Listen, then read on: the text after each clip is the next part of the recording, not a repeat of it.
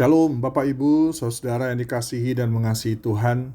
Saya bersyukur dapat menjumpai Bapak Ibu, sahabat sama sekeluarga GKI Damai dalam Sapaan Damai Sejahtera kita hari ini, 14 Mei 2024. Mari kita berdoa sebelum kita bersama merenungkan firman Tuhan. Bapa dalam surga, kami bersyukur untuk berkat dan penyertaan-Mu sampai hari ini dalam kehidupan kami. Kami kembali mau mendengar sapaan Tuhan untuk kami renungkan. Beri kami hikmat untuk kami bisa memahami kebenaran akan firman-Mu. Urapi hati dan pikiran kami untuk dipenuhi Roh Kudus Tuhan. Amin.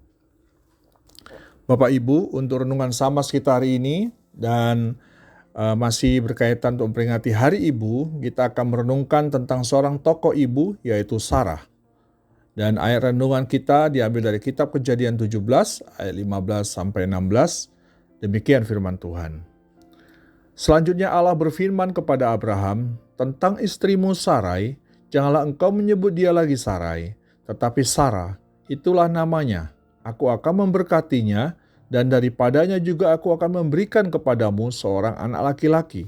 Bahkan aku akan memberkatinya, sehingga ia menjadi ibu bangsa-bangsa, raja-raja bangsa-bangsa akan lahir daripadanya. Bapak Ibu, sahabat sama terkasih, tema renungan kita pada hari ini saya coba ambil dan membuat tema Sarah, ibu segala bangsa yang hidup setia dan beriman. Bapak Ibu, Sarai dikisahkan dalam Perjanjian Lama memulai kehidupannya di Ur di negara Kasdim, yang kalau pada zaman modern ini Ur Kasdim ini berlokasi di wilayah sekitar Irak. Ia adalah istri Abram dan juga sekaligus saudara tirinya dari garis ayah mereka yang bernama Terah dan ibu yang berbeda. Menurut Kejadian pasal 20 ayat 12, pada zaman itu genetika manusia masih lebih murni daripada sekarang dan perkawinan dalam keluarga tidak membawa dampak negatif. Dan juga karena orang pada zaman itu hidup bersama golongannya, maka sangat wajar jika mereka saling menikah antar suku dan keluarga. Pada masa itu Allah memerintahkan Abram untuk meninggalkan kediamannya dan pergi ke sebuah tempat yang tak pernah ia ketahui. Dan Abram mempercayai dan menaati perintah Allah, dan Sarai juga beriman dan menemani Abram pergi. Sarai mandul, sebuah pergumulan yang juga menimbulkan rasa malu dalam kebudayaan masa itu bagi Abram dan Sarai. Abram khawatir ia tidak memiliki ahli waris. Namun Allah memberi Abram penglihatan di mana Allah menjanjikan seorang putra dan bahwa keturunannya akan banyak bagaikan bintang-bintang di langit. Allah juga menjanjikan tanah Kanaan pada keturunannya. Masalahnya Sarai tetap mandul. Kemandulan merupakan kehinaan yang berkepanjangan bagi Sarai. Ia menyerahkan pelayan perempuannya Hagar, orang Mesir itu, kepada suaminya menjadi gundiknya. Kehamilan Hagar menimbulkan kecemburuannya. Ia memperlakukan Hagar secara tidak baik. Sehingga pada suatu waktu Hagar melarikan diri, dan saat kembali dari pelarian, sang gundik melahirkan Ismail. 13 tahun setelah Ismail lahir, Allah meneguhkan perjanjiannya dengan Abram. Dan kali ini memberinya tanda sunat serta pergantian namanya Abram, yang awalnya berarti bapa termasyhur, menjadi Abraham, yang berarti bapa sejumlah bangsa-bangsa. Dan nama lahir Sarai, yang bermakna putriku atau ratu, diubah menjadi Sarah.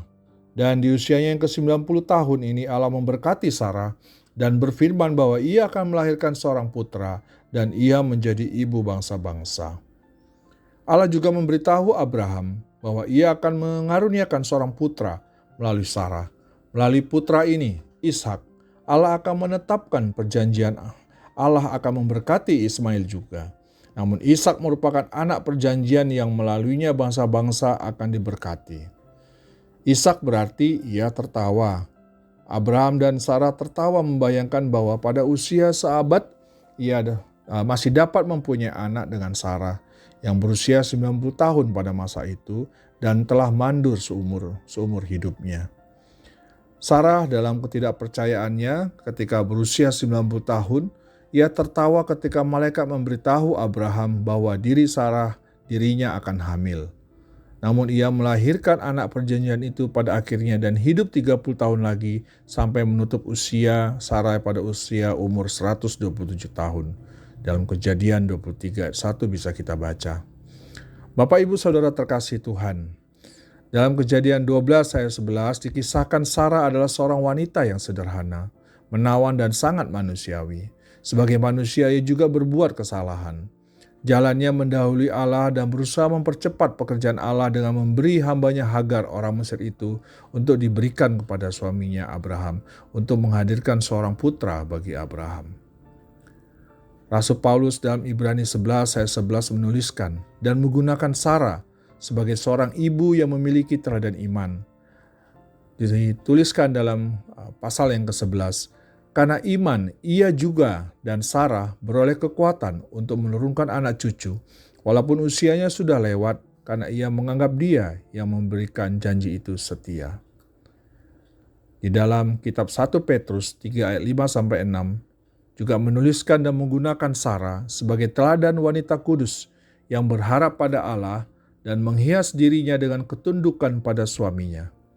Dengan sukarela, Sarah meninggalkan rumahnya dan mengikuti Abraham ke tempat yang tak dikenalnya dalam ketaatan pada pengarahan Allah yang tidak juga Sarah kenal secara pribadi. Ia bertahan melewati banyak rintangan dalam mengusahakan seorang keturunan bagi suaminya, serta melindungi nyawa suaminya di tengah-tengah penguasa bangsa-bangsa yang berbahaya.